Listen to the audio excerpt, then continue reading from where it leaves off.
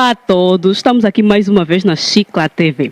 Fala para vós, a vossa amiga Isilda Fernando. Estou aqui com uma figura dessa vez diferente e particular.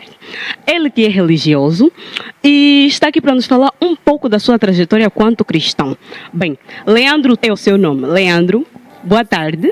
Boa tarde, sim. Leandro, de que religião és? Sou da Assembleia Pentecostal, Ministério Fonte da Salvação. Muito bem.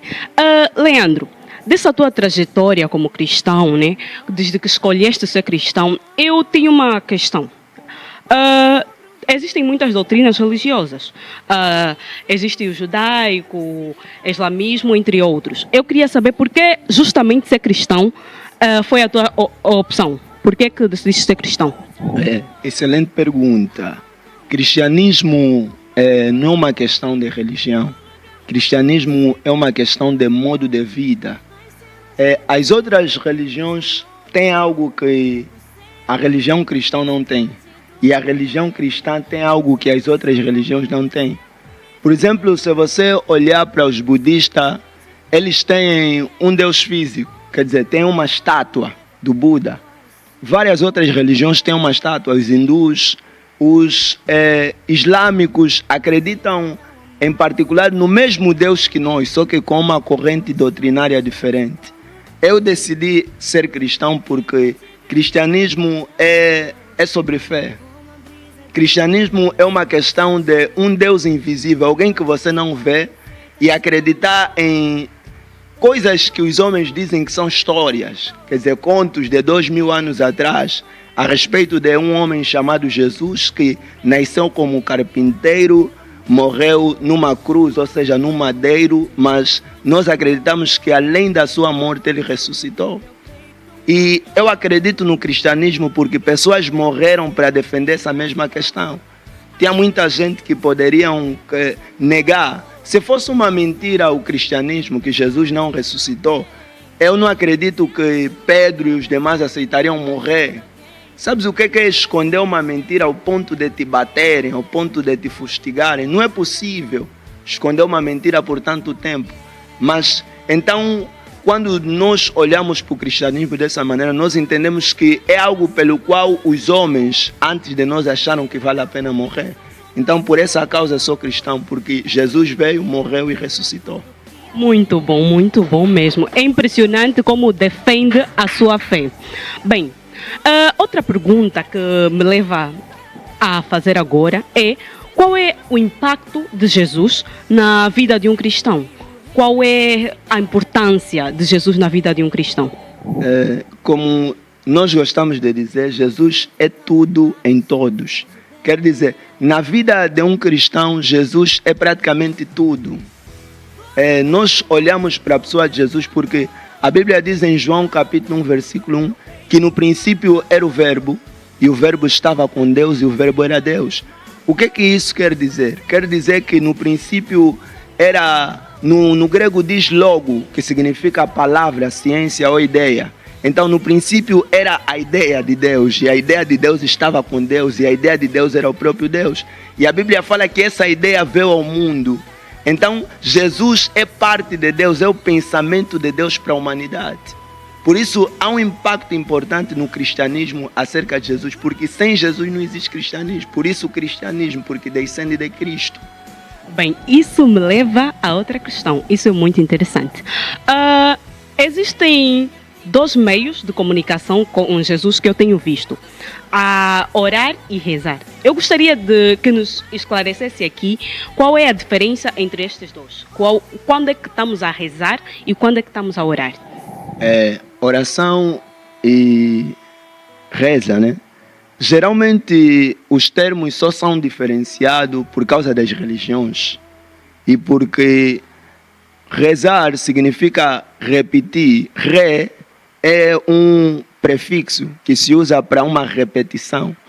Por exemplo, é por isso que a palavra repetir começa com o próprio re. Reaproximar significa voltar a aproximar. Então rezar tem a ver com repetir uma oração que já foi feita. A reza não deixa de ser importante. A reza não deixa de ser importante porque tem muitas coisas em Salmos que são orações que alguém já fez e nós repetimos os salmos de forma que são uma reza. Então, logo, a reza tem um valor importante, porque a reza nos ensina como é que os outros oraram e pode nos ajudar a nós orarmos do jeito que os outros oraram. Mas a oração tem um papel mais abrangente, porque a oração significa orar a ação. Por isso que é oração, orar a ação. E a oração é o meio pelo qual o homem fala com Deus. Se você rezar, você vai repetir a oração de alguém, o que alguém já orou, mas quando você orar, você vai colocar a tua oração, aquilo que você deseja que Deus faça na tua vida. Então, e é na oração onde Deus também se comunica contigo. A oração não pode ser um monólogo, precisa ser um diálogo. Acreditas na existência de anjos? Acredito. Por quê? O que levaria um homem comum, como nós, a acreditar na existência de anjos? Já que é uma figura que está na Bíblia, mas na sua maioria ninguém viu, ninguém tem factos que comprovem a existência dos anjos. O que é que te leva a acreditar nisso? É uma questão boa, é a questão difícil, mas nós explicamos a questão dos anjos, porque a questão dos anjos não é simplesmente uma questão de fatos científicos, é uma questão de fé. O cristianismo, como eu disse no princípio, é uma questão de fé. Nós acreditamos nos anjos e cada cristão tem a sua experiência pessoal, mas o que tange a dizer aqui hoje não é sobre experiências pessoais, é sobre factos bíblicos. Então, biblicamente dizendo, anjos existem. E eu acredito que anjos existem porque a Bíblia diz.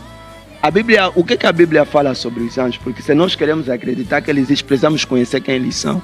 A Bíblia diz que a palavra anjo vem do hebraico, que significa malash, que quer dizer mensageiro. Mensageiro significa que são seres encarregados de levar mensagens. E não somente nos relatos da Bíblia Sagrada, mas também nos relatos seculares ou nos relatos da sociedade. Muitas pessoas afirmam terem recebido mensagens de Deus a partir de certos homens que eles nem sabem de onde é que esses homens vieram. Muitos anjos têm aparência parecida com a de homens. Pessoas que encontraram-se com pessoas que deram para eles dinheiro, precisavam de uma determinada quantia financeira. Mulheres em tempos de guerra que precisavam de ajuda, de auxílio, conheceram pessoas que eles viram que a beleza dessas pessoas era tanta que esse tipo de pessoas nem poderiam existir. Depois de tempos tentaram procurar essas pessoas, mas não acharam, porque eram seres enviados por Deus para trazer uma mensagem, um determinado livramento. Por isso eu acredito em anjos. Arrepiante mesmo. Fiquei toda arrepiada na espinha. Bem, e com isso eu queria te fazer outra pergunta. Temos visto, antes do Covid pelo menos, muitos pastores a conceberem milagres, curarem aleijados, curarem enfermidades, entre outros. E por que com a presença do Covid, ainda não ouvimos relatos de pastores a curarem o Covid, a curarem um infectado de Covid? Por que só curavam doenças físicas, doenças que podíamos ver, e agora que é uma doença que está a causar problemas no mundo, não conseguem curar? Eu digo que estás um pouquinho desinformada. Por que eu digo que estás um pouquinho desinformada? Porque temos relatos, e eu posso provar isso, se você ir para a internet, vai ver relatos de pessoas que foram curadas do Covid por ação de oração. Tem pessoas que foram curadas. Se você pesquisar um pouquinho, você vai ver grandes nomes na fé, como T.B. Joshua, profeta T.B. Joshua. É uma pessoa que eles faziam oração como o Covid-19 provocou um distanciamento social. Logo, a igreja não pode até agora fazer imposição de mãos. Por isso, algumas igrejas, a imposição de mãos é algo muito precioso na doutrina cristã, porque Jesus disse que, Marcos 16, versículo 18, a Bíblia diz: porão as mãos sobre os enfermos e os curarão. Quer dizer que a imposição de mãos é uma coisa que Jesus colocou em nós, que Jesus nos ensinou. Logo, quando se coloca o distanciamento, nós não podemos impor as mãos. Não significa que Deus não possa agir, porque nós costumamos dizer a distância não é uma barreira. Logo, o coronavírus pode sair, pode simplesmente desaparecer através de uma oração. Tem relatos disso? Tem sim. Mas, bem, é uma doença que fez e desfez. Quais são essas pessoas que foram curadas? Porque não estamos a ver testemunhos. Eu, pelo menos, não tenho visto testemunhos alguns de cura do Covid-19. E, para além disso, né, uma sociedade tão grande, com tantas pessoas enfermas do Covid, uma outra foi curada. Será que não tem possibilidade de ter sido plano ou armação? Possibilidades tem, mas precisamos compreender que há um princípio em toda a verdade. Toda a verdade tem um determinado princípio. E você precisa olhar, é que eu disse, há uma desinformação e a cura não é algo que é ministrado para quem não quer. A cura cristã, a cura espiritual, está relacionado com o ato da fé.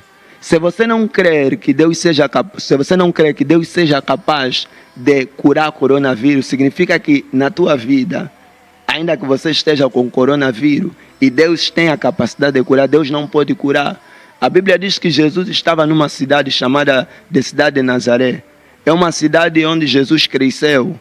Ele, quando começou o ministério, foi para Galileia, mas quando ele voltou para Nazaré, a Bíblia Sagrada diz que ele chegou lá e as pessoas olhavam para ele e disseram: não é você o filho do carpinteiro? Agora estás a falar que és o filho de Deus? Nós te vimos, neném Jesus, te pegamos. Como você pode dizer que você